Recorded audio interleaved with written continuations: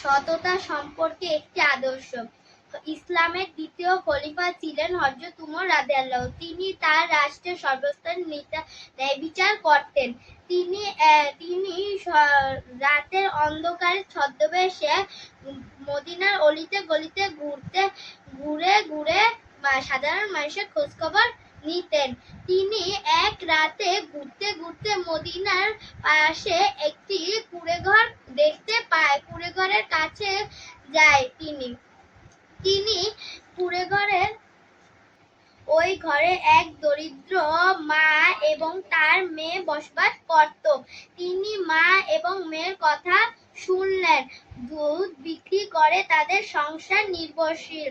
তার মা বলল, সকালে দুধের সাথে পানি মিশিয়ে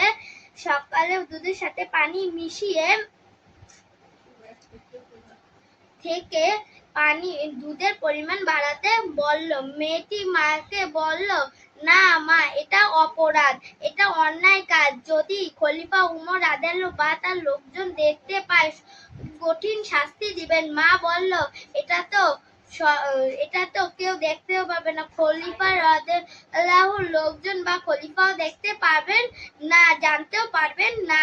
মেয়েটি বলল, কেউ দেখুক বা না দেখুক, স্বয়ং আল্লাহ দেখবেন। স্বয়ং আল্লাহ সবকিছু দেখেন এবং শোনেন।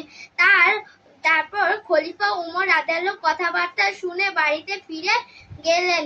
তারপর মেয়েটি এবং মার সততা দেখে তার স্নেহ